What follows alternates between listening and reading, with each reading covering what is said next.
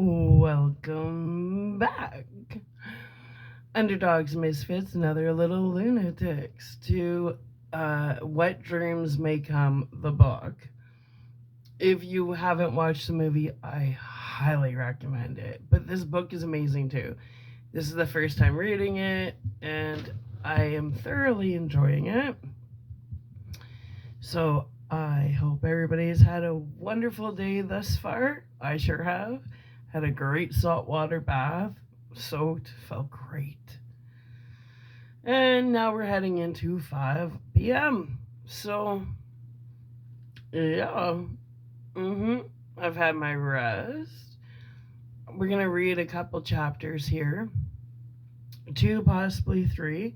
I like to keep them at about, well, not chapters, like videos. Typically, there's a couple chapters, sometimes 3 per video. But I like to keep them around an hour, if possible, under an hour. Yeah.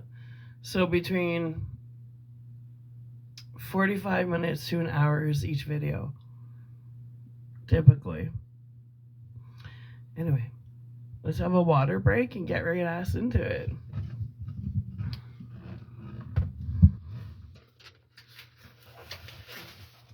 Move that over here. Alright.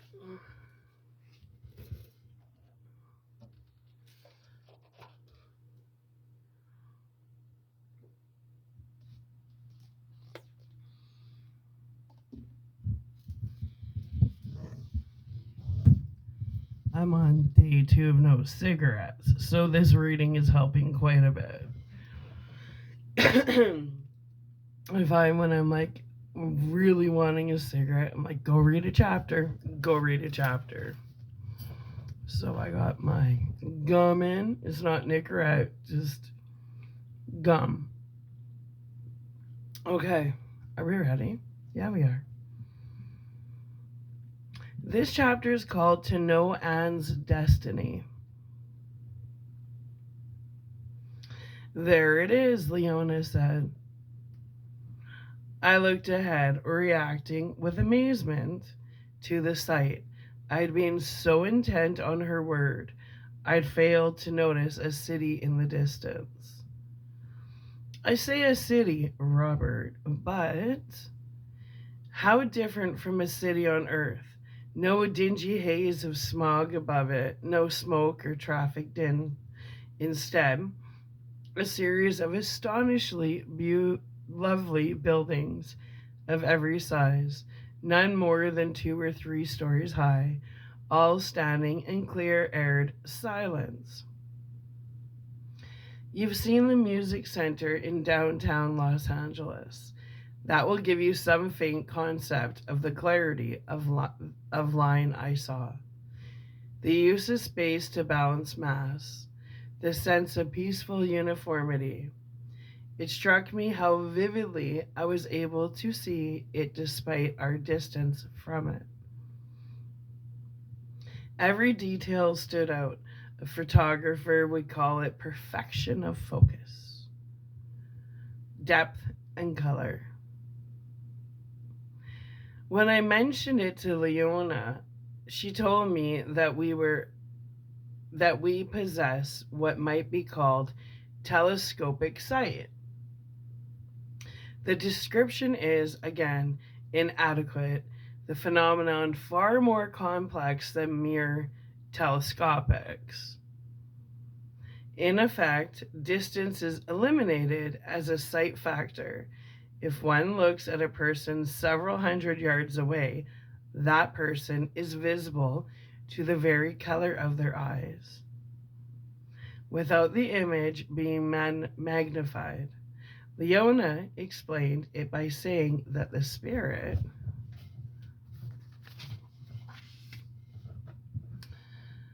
body can protect an energy feeler to the object under inspection. In essence, the ability is mental. Ooh, mental.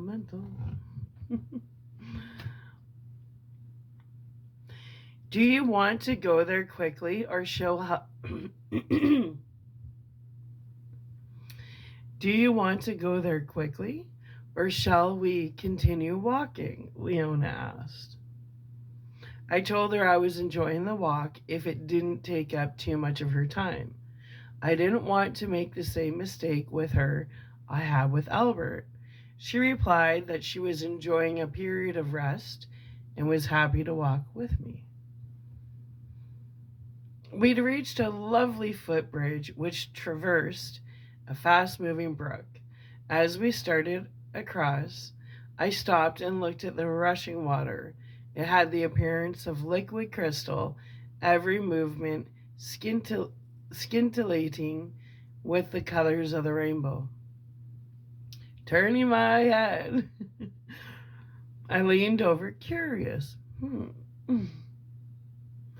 That sounds like music. I asked, amazed. All things give off a kind of music, she told me. When you've been here a while, you'll hear it everywhere. It's just that the movement of this water is so rapid. The sound is more easily noticeable. I shook my head in awe as the sounds kept altering in a sort of formless yet harmonic melody. I thought for a moment of my mom's favorite piece, Die Moldea. Had Smetana sensed that music in the moving waters of the river? I have no clue what that is. Oh well. I'm just parroting. Staring down at the brook, I remembered a stream near Mammoth Lake. We'd parked the camper just above it and, all night, listened to it splashing across rocks and stones. A lovely sound. You look sad, Leona said. I couldn't repress a sigh. I'm remembering, I said. A camping trip we took. I tried to put aside the feeling of depression. I really did, but once again was gripped by it. I'm sorry. I apologized. It just seems that the more beauty I see, the worse it gets because I want to share it with my family. Mostly my wife. You will, she told me. I hope so, I murmured.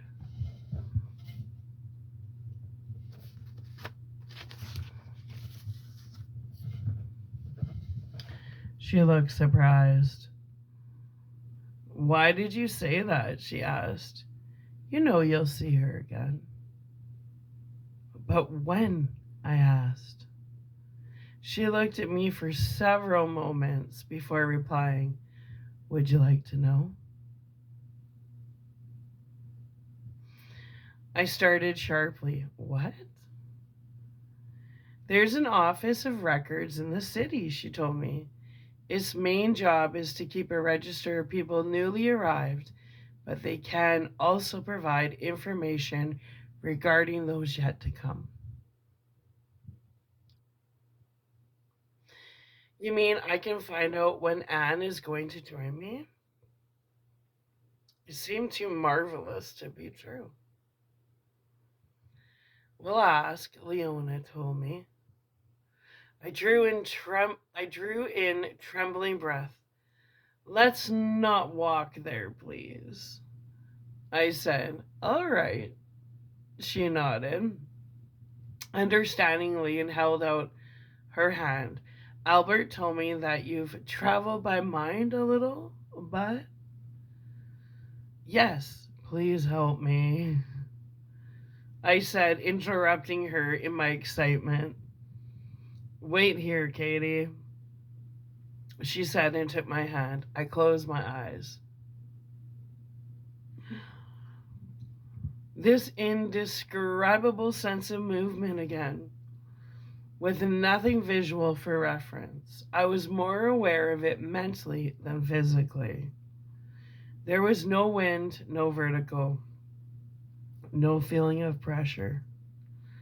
When I opened my eyes, an instant later, We were in the city, standing on a broad avenue paved. Is that the proper word? Excuse me. Is that the proper word? With grass? I could see that the city was laid out like a Washington, an enormous hub with radiating spokes of thoroughfares, one of which we stood on. On each side of us were buildings, some with steps or pavement leading up to them, a material resembling alabaster, all of delicate pastel shades. The buildings here are broad and not high. Circular, rectangular, or square, magnificently designed with simple lines, constructive of what looks like translucent marble.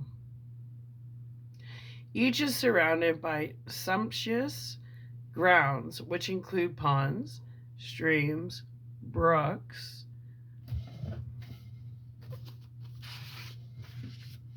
waterfalls, and small lakes. My immediate and overwhelming impression was one of space. I saw a taller building in the center of the city and asked Leona what it was. She told me that it was a place of rest for those whose lives had been terminated by violence or long, debilitating illnesses. I thought of Albert when she said that. As I gazed at the building, I began to see a blue light shining down on it. Leona told me that it was a beam of healing vibration. Nice. I forgot to mention that. When I opened my eyes, I saw many moving nimbuses of light, which shortly faded to reveal people going about their business. None seemed in the least surprised by our precipitous appearance, but smiled and nodded to us as they passed. Why do I see everyone as light first? I asked. There's such powerful energy in the spirit body that its rays overwhelm the sight of those not used to it. She exclaimed, "You'll adjust." She took me by the arm. "The office is this way." I know it sounds bizarre for me to speak about the heavy beating of my heart. It did beat heavily, though. I was about to find out how long I'd have to wait before Anne and I would be together again, and the suspense was oppressive. Perhaps it was to avoid such a reaction in me that Albert hadn't told me about the Office of Records. He may have thought it better than I, simply knew she was to join me and wasn't concerned about the amount of time involved. I recalled that Leona had hesitated before telling me. What I was about to do was probably not encouraged, I decided.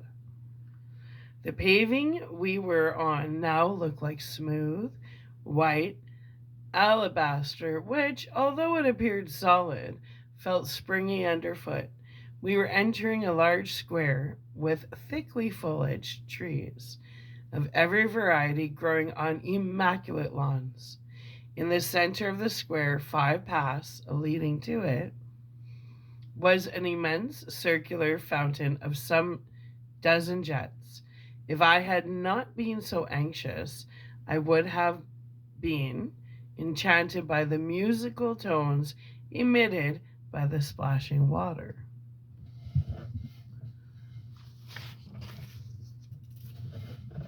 Leona told me to distract me. I wonder that every tone was created by a combination of smaller jets, each a separate note. The entire fountain could be, and was at times, manipulated so that a complex piece of music could be played as though on an organ console. At the moment, the fountain was sending forth a series of harmonic chords. Just ahead now was the Office of Records, Leona told me. I tried to keep my pace a steady one, but kept increasing its speed. I couldn't help it. More than anything else in this incredible new world, I wanted to know Anne's destiny.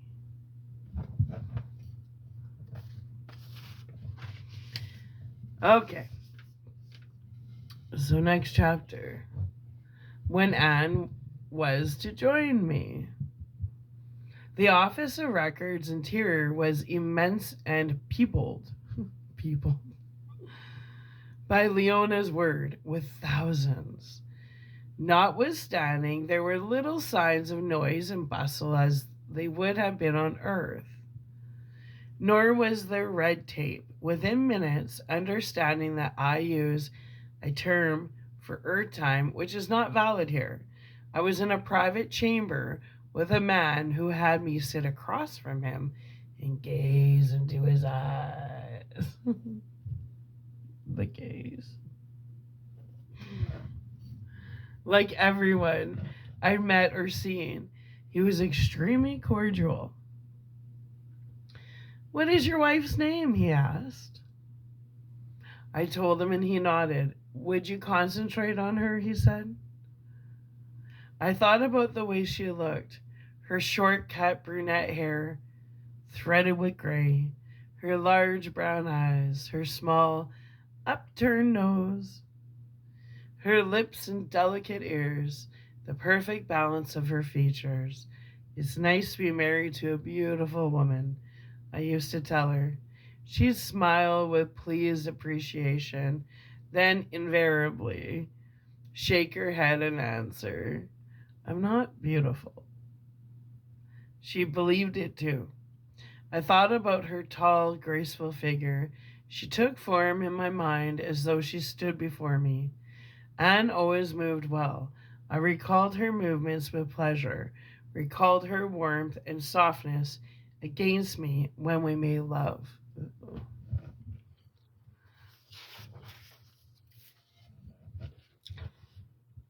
I thought about her gentleness, her patience with the children and with me, her compassion for the suffering, animals as well as people. Recalled how carefully and tirelessly she cared for us when we were ill, how carefully she tended ailing dogs and cats and birds. She had a wonderful rapport with them I never saw in anyone else. I thought about her faith in me through all the years of my attempts to succeed as a writer. Never once did she doubt I'd make it. "I always knew you would,"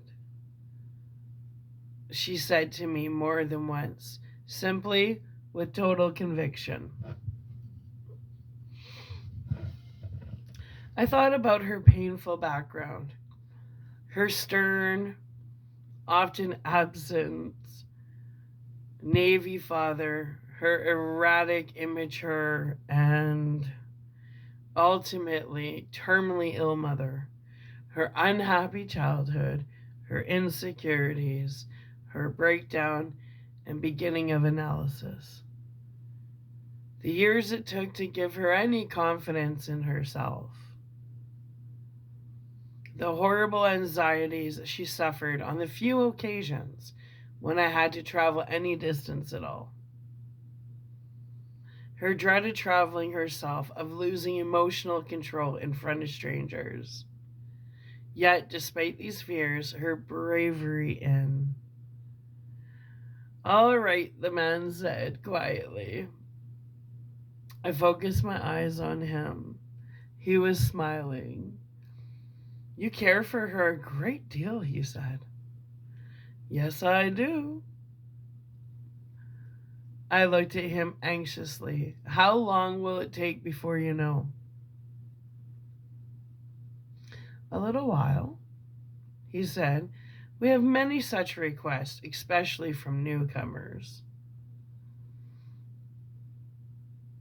I apologize for pressing you, I said.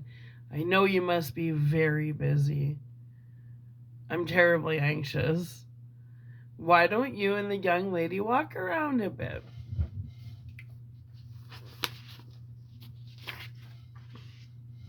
He suggested. Take a look at the city, then return. We should know by then. I was disappointed, I admit.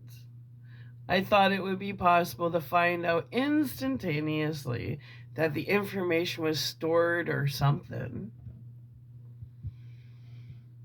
Would that it were that or would that it were that simple? Would that it were that simple? Ooh, I don't like how that wording. Would that it were that simple, he said, picking up my thought. It requires a rather complex process of thought links, however. I nodded. It would be too long. He reassured me. It won't be too long, he reassured me. I thanked him and he took me back to Leona. I was quiet as we left the building, and she told me not to be disheartened. I made an effort to cheer myself. After all, wasn't I better off now than before? I thought I was going to have to wait all those years for Anne's arrival, never knowing when she was to arrive. Now, at least, I'd known how long it was to be. It would give me a goal. I vowed that I wouldn't be dismayed by what I learned. Anne was only 48. Undoubtedly, she had a good 30 to 40 years remaining. Nor would I have wanted it any other way. I'd wait in good cheer, however long it took. Shall we look around the city until they have your answer? Leona asked. All right, I smiled at her. I do appreciate your kindness and your company. I'm happy to be with you. I looked at the different buildings as we crossed the square. I was about to ask about them when I accidentally bumped into another man. That's not an apt description, really. On Earth, I would have collided with him, perhaps painfully. Here, I felt as though I'd struck a cushion of air. Then the man moved past me, smiling and patting me cordially on the shoulder. I asked Leona what had happened, and she told me that my body is surrounded by a field of energy which prevents collision.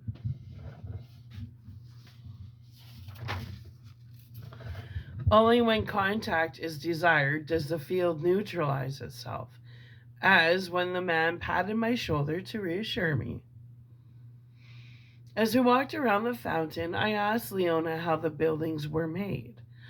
I was determined not to dwell on that all important answer coming from the Office of Records. The buildings, she told me, are designed by people who knew about such things during their lives or who learn about it in Summerland. They create the model image of a building in their minds, which appears from the matrix. They correct the model as needed, then instruct those who were builders on Earth, or who learned to be here, and altogether, all their minds in unified concentration, they cause the matrix to produce a full-scale impression of the structure. Groupthink, that's basically. They stop before it's completed, correct to perfection, then proceeded until solidification takes place. They just concentrate on empty space. I asked, the notion flabbergasting me. It isn't really empty, of course, she said. They stand in front of the desired site and ask for help from the higher spheres. Soon, a beam of light descends from above. Another concentrated beam is projected by the builders and designers, and in time, the conception takes on density. They look so real, I said. They are real, she replied.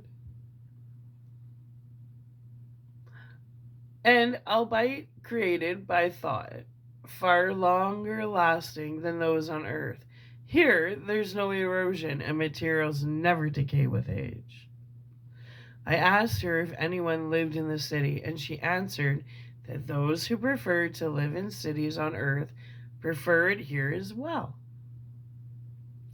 Of course, the disadvantages they endured on Earth no longer exist. No crowding, no crime, no unbreathable air, no traffic commotion. Mostly, though, she told me, cities are centers for instruction and study. Schools, colleges, universities, art galleries, museums, theaters, concert halls, libraries. Are plays written on Earth performed in the theaters? I asked.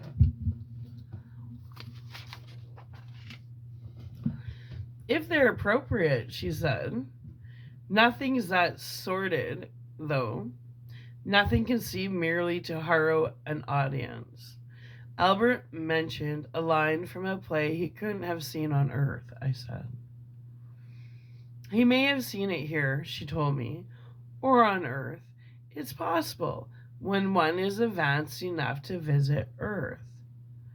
And its people?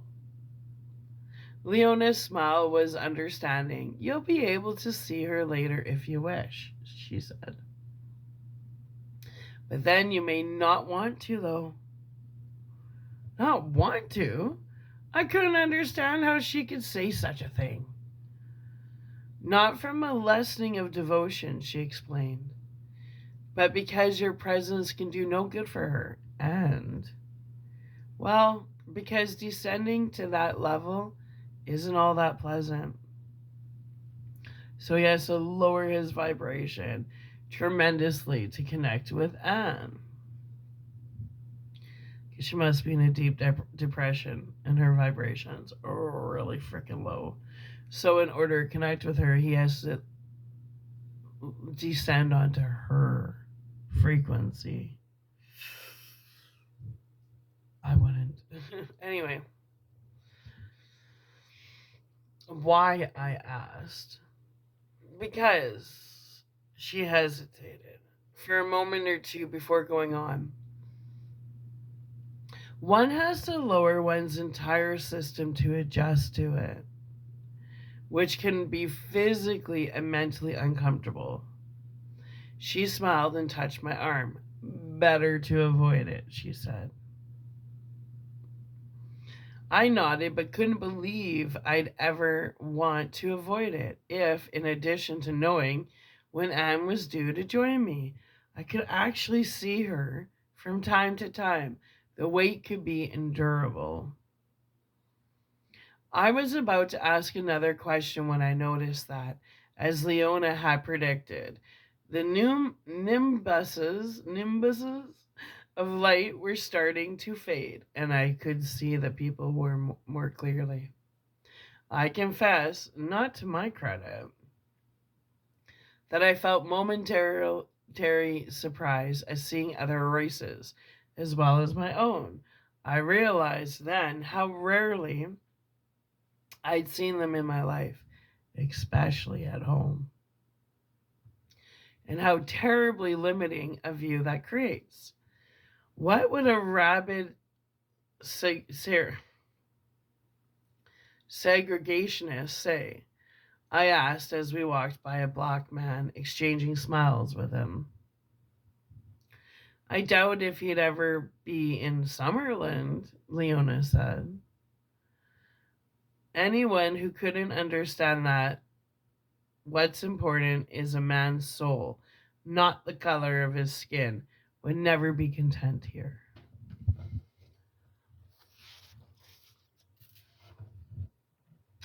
All races living in harmony. I said it could only happen here. I was taken back to see a sad smile on her face. I'm afraid that's true, she agreed. When we passed a man with one arm, Leona saw my look of startlement as I turned to stare at him. How can that be? I asked. Isn't this place of perfection? He's a newcomer, too. She explained. In life, he only had one arm, and since the spirit body responds entirely to mind, it reflects his conviction about the missing arm. Once he understands that he can be whole, the arm will appear. Very cool. I said it once again, Robert. I'm sure you would have too. Incredible. I looked at the city and its resplendent beauty and felt a burst of happiness. Now I could be newly fascinated by everything around me because within a short while I'd known when Anne was to join me. All right. Well, we're only half an hour in, so let's keep going. This chapter is called No Certainty of Resolution. We were approaching a two-story structure, which, like the others, had the texture and translucence of alabaster, which Leona told me was the Hall of Literature. Cool. Come closer.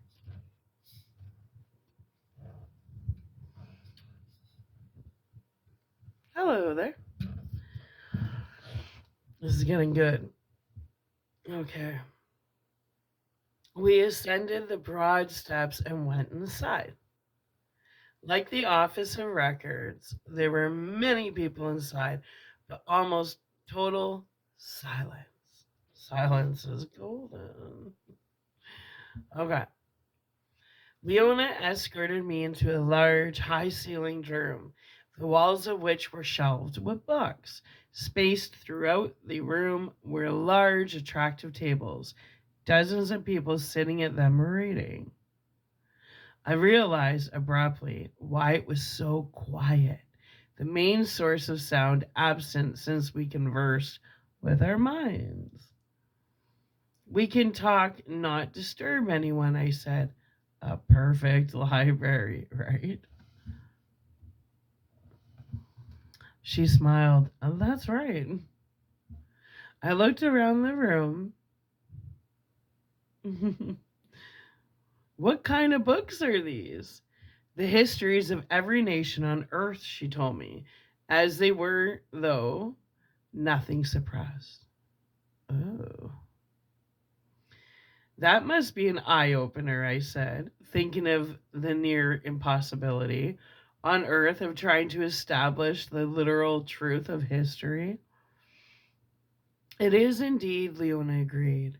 The history books on earth are largely fictional. They totally are. If you know, you know. Well, anyways, we walked around the room and I noticed that, like every object in Summerland, the books too emitted a faint yet visible radiation. Are there books here that were published on Earth? I asked. Remember my scripts in Albert's home?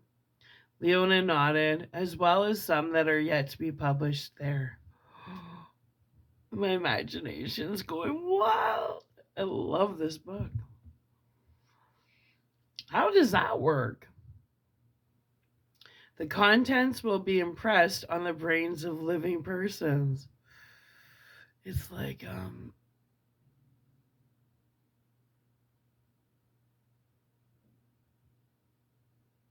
the catalog of imagination, subconscious, the Christ consciousness. That's what I'm trying to say. Okay.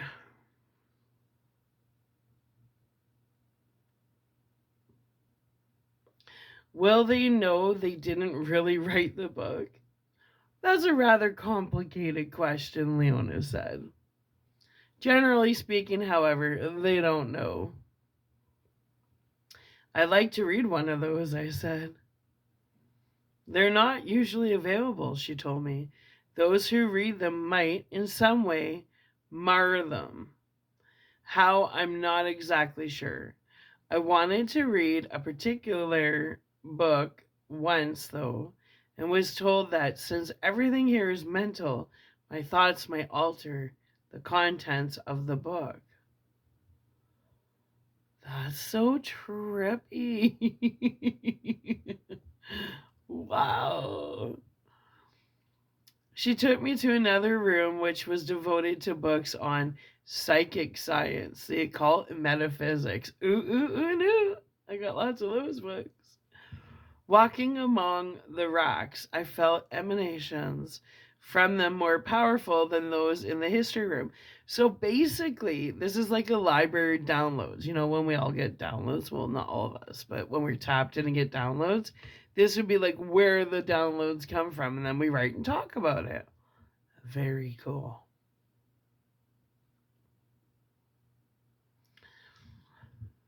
She stopped at one of the racks and pulled out a volume, handing it to me. Its vibrations were rather unpleasant. It's customary to show first visitors this book or one like it, Leona said, and had a low vibration. Let's continue. I turned the book to read the title on its spine, The Fallacy of Afterlife. Despite the uncomfortable sensation the book imparted, I had to smile. Ironical, to say the least, I said. As I returned the book to its shelf, I began to feel a sense of anxiety about Anne again. She didn't believe in afterlife. I'd heard her say it. Was it possible that she might literally refuse to accept the evidence of her senses? I wouldn't be concerned about that, Leona said. She'll believe in you. The rest will follow.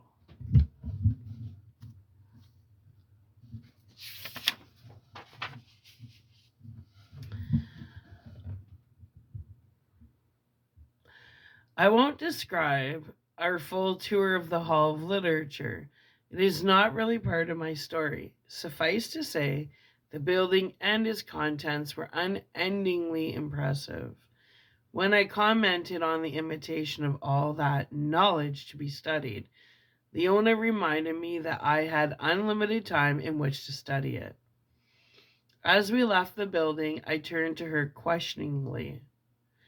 I don't think they'd be quite ready yet, she said.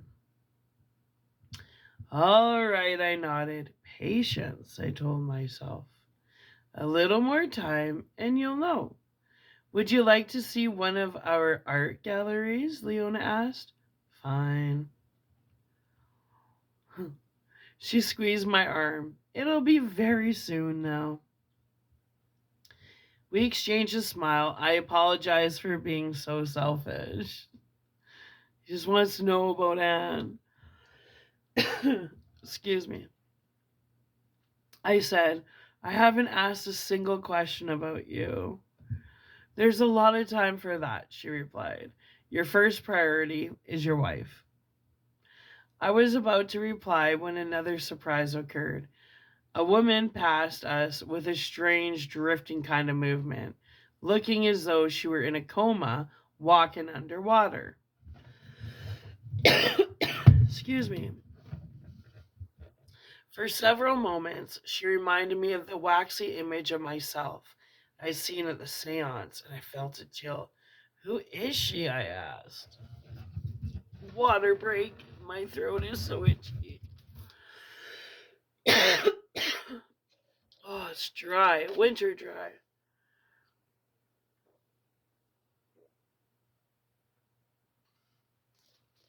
Yeah. Anyway, where were we?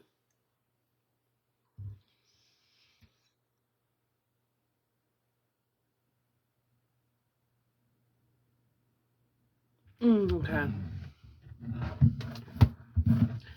Who is she? I asked. She's still alive, Leona said. Her spirit self is journeying here in sleep. Oh, 'cause she's in a coma. Ooh. It happens now and then. She doesn't know she's here. No? and probably won't remember when she wakes. I turned to watch the woman move off slowly and mechanically and saw a silver cord attached to the crown of her head, trailing into the air before it faded. Why don't people remember? I asked. Because the memory is in the spirit mind and the physical brain is unable to tap it, Leona answered. I've been told that there are people who astral journey here and are entirely conscious of it both during and after, but I've never seen one. I'm one. Oh, yeah. I definitely remember my astral travels. There's a lot of us out there. I'm not the only one. I watched the woman moving away and couldn't help thinking, if Anne can do that, even if she didn't know it was happening,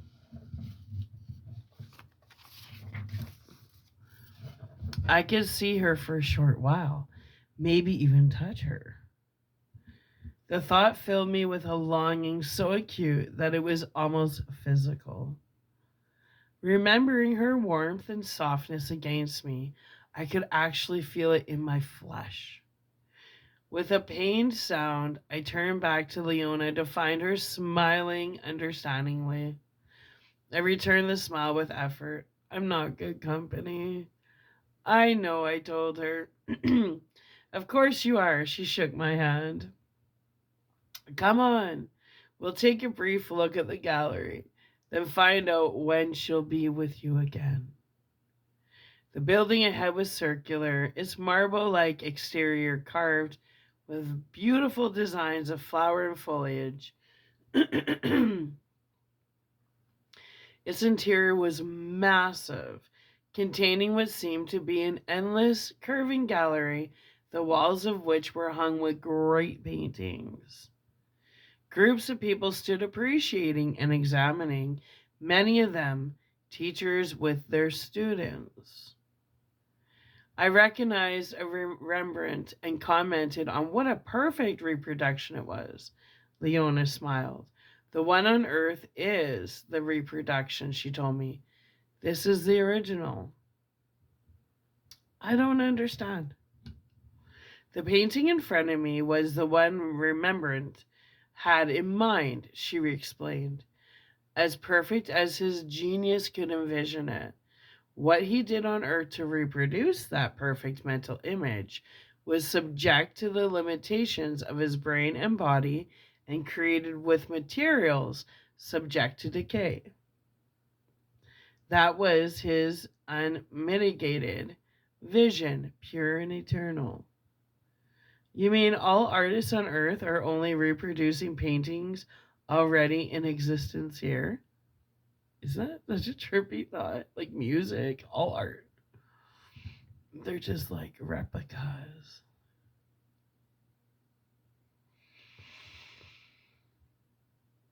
In existence because they created them. Leona said, that's what I meant when I said that the question regarding whether a person knows that he or she is receiving creative impressions is rather complicated. Remembrance thoughts first created this painting from the Matrix. Then he reproduced it in physical terms. If we were experts, we'd be able to see how much more perfect this painting is than the one on Earth. Ooh, trippy.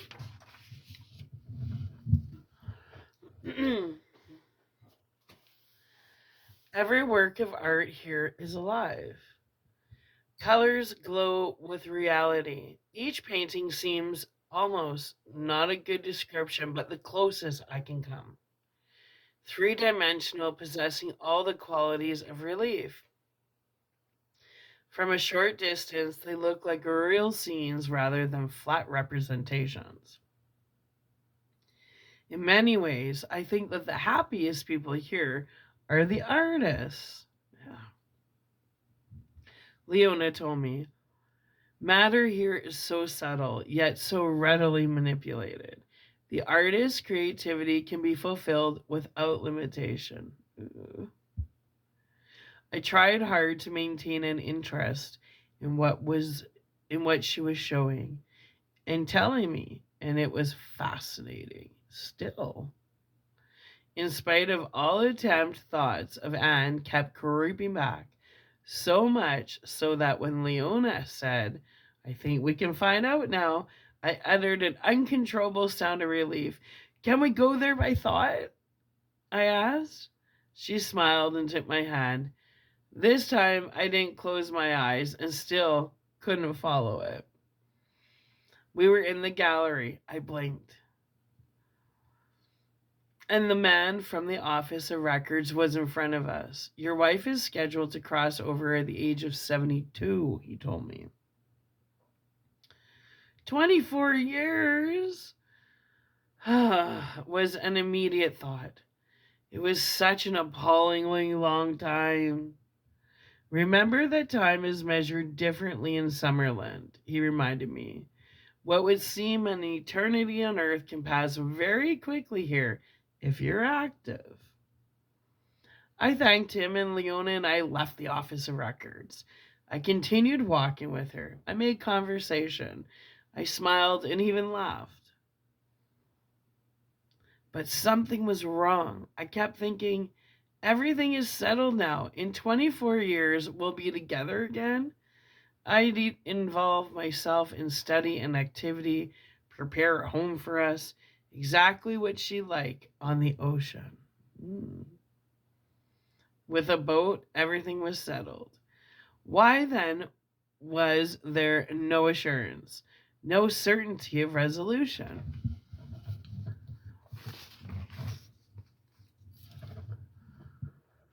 I think we'll squeeze one more chapter in because we're at a quarter to 10 to whatever. This dismaying connection. The horrible turning point occurred soon afterward. I cannot express the precise interval. On Earth, it might have been a week, perhaps less. I cannot say. I only know the shock came dreadfully soon. I had been disappointed that I have to wait so long for Anne. Albert told me not to dwell on the waiting aspect of it, but the certainty of its occurrence. I tried, I really did. I made an effort to convince myself that my disturbance was unwarranted, that it had no bearing on Anne's situation. I began to occupy myself with other things. First of all, our father. I saw him once, Robert. He is in another part of Summerland. Albert took me to see him, and I had to talk with him, and then left. Does that sound strange to you? I feel it will in light of your relationship with him. I'm sorry if it strikes a discordant note, but blood is not thicker than water here. I keep saying that. Rapport is a matter of thoughts, not genes. Simply stated, he died before I got a chance to know him.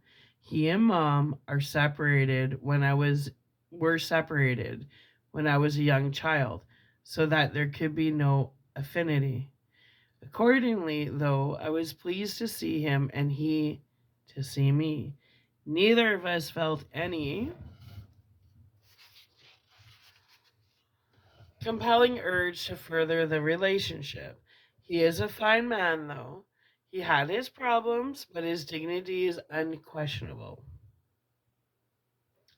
Here we are divided by sympathies rather than miles. Albert said, "You've seen, in personal detail, how powerful my union is with Anne and our children. And I'm certain that if Mom were to pass over, as I dictate, this journal to you, our relationship would be much closer since it was so in life. Uncle Eddie and Aunt Vera aren't together. He lives simply in a lovingly spot where he gardens. I always felt that he was not fulfilled in life. Here he is. Good for Uncle. Good for Uncle Eddie." Aunt Verna has found the heaven she desired and believed she would find totally religious. She goes to church almost constantly. I saw the edifice. It looks exactly like the church she attended on Earth. The ceremony is identical to. Albert informed me, you see, Chris, we were right. Aunt Vera said to me, and as long as she believes it, her Summerland will be contained within the boundaries of that conviction. There's nothing wrong with it. She's happy. It's just that she's limited. To repeat, there is more. One final item. I discovered that Ian had been praying for me without telling anyone. Albert told me that my post death state would have been far worse, except for that a prayer for help always eases that experience, were his words. I return now to my account. It began at Albert's house, a gathering of his friends. I'll say it was evening, since there was a kind of twilight in the sky, a soft and restful half illumination.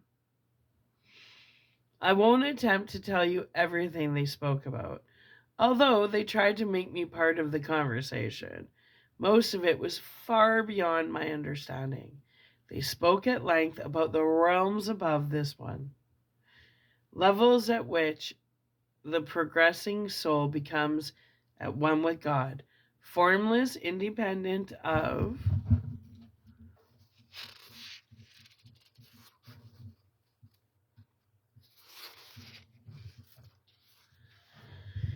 time and substance. Though still aware of personal identity, their discussion was intriguing, but as far over my head as it was over Katie's. I thought I was only part of the background. Yet, when I thought, in reaction to the gathering and what they were saying, all of us are dead. Albert turned to me with a smile. On the contrary, he said, all of us are very much alive. I apologized for the thought. No need for that. He laid his hand on my shoulder and gripped it firmly. I know it's difficult, and consider this. If you here can think that, visualize how much more difficult it is for anyone on earth to conceive of afterlife. I wondered if you were trying to reassure me about Anne's inability to conceive of it. It certainly is one of the great pities of the world that virtually no one has any idea what to expect when death comes, Leona remarked. If men only felt about death as they do about sleep, all terrors would cease, said a man named Warren. Men sleep contentedly, assured that they will awake the following morning. They should feel the same about the end of their lives. Couldn't something be invented which would allow the human eye to see what occurs at the moment of death? I asked, trying not to think of Anne. Someday it will be invented, a woman named Jennifer told me. A camera-like device which will photograph the departure of the true self from the body. What's needed even more, though, Albert said, is a science of dying, physical and mental aids to accelerate and ease the separation of bodies. He looked at me. Those things I mentioned earlier, he reminded me. Will people ever have that science, I asked? They should have it already, he answered. No one should be unprepared for survival. Information regarding it has been available for centuries. For example, said another of his friends, a man named Philip. As to man's survival after so-called death, He sees as before, he hears and speaks as before, smells and tastes, and when touched, he feels the touch as before. He also longs, desires, craves, thinks, reflects, loves, wills as before. In a word, when a man passes from one life into the other, it is like passing from one place into another, carrying with him all the things he had possessed in himself as a man. Swedenborg wrote those words in the 18th century. Wouldn't the problem be solved immediately if direct communication were devised? I asked. I looked at Albert.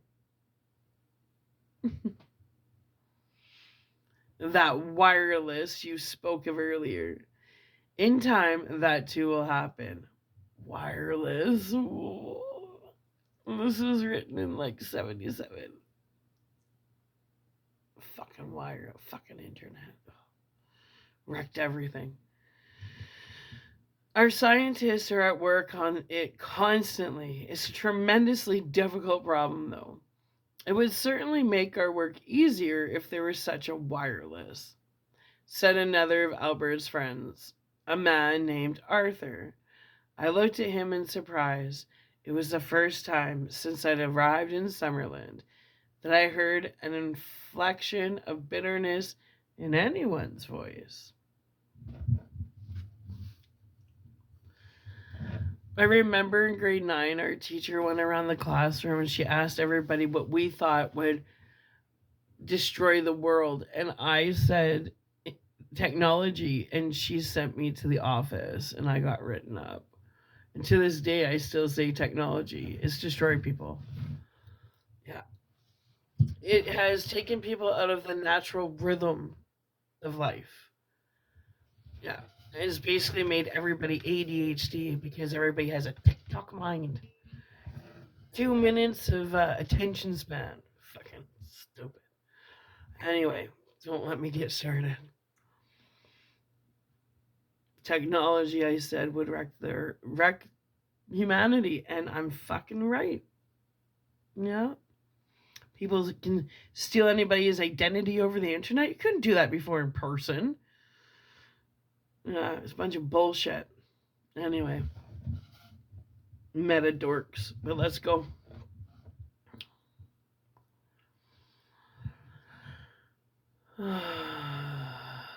Albert put his hand on Arthur's shoulder. I know, he said. I remember how distraught I was when I first began our work. It seems to grow more difficult all the time, Arthur said.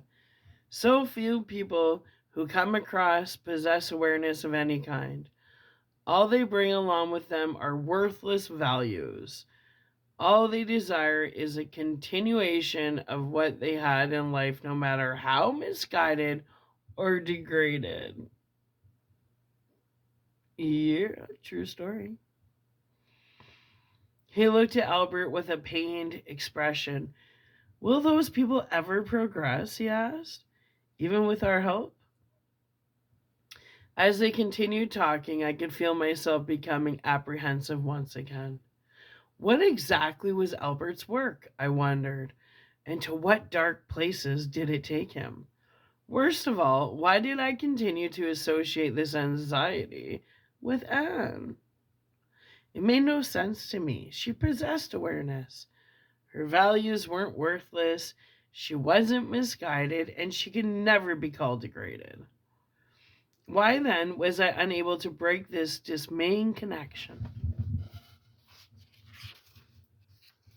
Okay, 59 minutes, and that's the end of that chapter. So, we're going to upload this and come back. The next chapter is called The Return of Nightmare. It starts to get dark because it goes into like the hellish realms. So, Underdogs, Misfits, another little lunatics. It's a great book. I hope you continue following from beginning to end. Yeah, because when I'm done, I can't wait when I'm done reading this to rewatch it and see like what other new perspective I come up with. All right, I love you. I'll be back. Yeah, I will. All right. Bye.